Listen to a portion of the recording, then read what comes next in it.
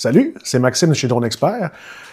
Comme vous en avez peut-être entendu parler très dernièrement, depuis la semaine dernière, en fait, depuis les derniers jours, Transport Canada a enfin publié les changements à la réglementation concernant les opérations de drones à l'échelle du pays. Qu'est-ce que ça signifie pour les initiés et les non-initiés? Premièrement, ce qu'il faut savoir, c'est que pour les hobbyistes et les amateurs, il n'y a pas vraiment de changement, à une exception près.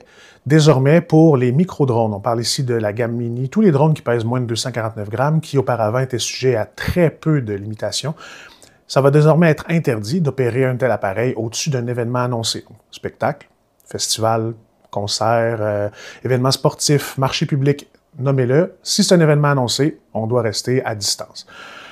Pour les professionnels, il y a évidemment cette nouveauté-là, parce que beaucoup de professionnels au niveau de la captation vidéo étaient notamment équipés de petits drones pour pouvoir faire ces opérations-là sans demander un COAS, qui peut demander plus de 30 jours de préavis quand même. Des changements positifs. Nonobstant le fait que désormais, les opérations plus complexes vont être permises avec un nouveau type de permis, ce qui est un ajout très le bienvenu, notamment dans tout ce qui est foresterie, exploration du territoire et environnement. Il va être possible pour une personne dotée d'un permis d'opération avancé de faire fonctionner un drone qu'on appelle désormais de catégorie moyenne, de taille moyenne, donc un drone qui pèse de 25 à 150 kg. Ce que ça signifie, c'est que les drones équipés d'un plus gros payload, on parle ici de drones qui sont pas nécessairement de la gamme DJI la plus connue, mais peut-être des drones qui sont équipés d'un équipement de détection plus avancé, vont pouvoir être opérés sans certificat d'opération aérienne spécialisé. Mais ça s'applique aussi aux agriculteurs, notamment ceux qui se dotent de drones de la gamme DJI Agras, qui sont des drones qui étaient à l'origine visés par un COAS permanent à cause de leur poids. Ces drones-là vont pouvoir être opérés à partir du 4 novembre avec simplement un permis avancé. Donc, ceux qui ont déjà un permis avancé vont pouvoir faire plus d'opérations. Il va même y avoir des opérations qu'on appelle protégées, où est-ce qu'une personne va pouvoir opérer un drone à proximité d'un bâtiment. Donc, pour les opérations urbaines, ça va être extrêmement positif. Pour les agriculteurs, un gros pas vers l'avant aussi. Donc, les personnes titulaires d'un permis avancé se trouvent désormais emplies de nouvelles possibilités. Ça vient aussi avec une augmentation de tarifs. Donc, il faut le mentionner, les immatriculations passent de 5 à 10 $ et les COAS seront désormais à payer pour l'évaluation. Ça va littéralement de 20 à 2000 $ selon le type d'opération que vous voulez faire.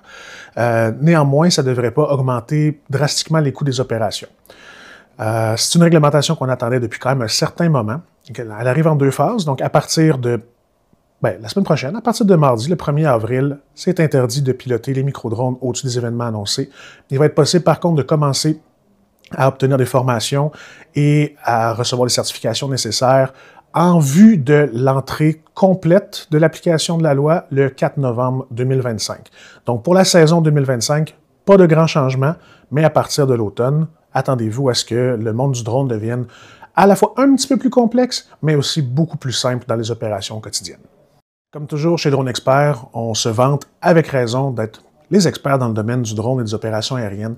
Si vous trouvez que la nouvelle réglementation est compliquée, si vous voulez être sûr que vos opérations sont légales, si vous avez une question, qu'elle soit technique ou réglementaire, on n'est pas des avocats, mais on s'y connaît pas pire. Donc, lâchez-nous un coup de fil, envoyez-nous un courriel, chattez avec nous sur Facebook. On va se donner vraiment le temps de répondre à votre question au meilleur de nos connaissances, puis on va vous accompagner là-dedans.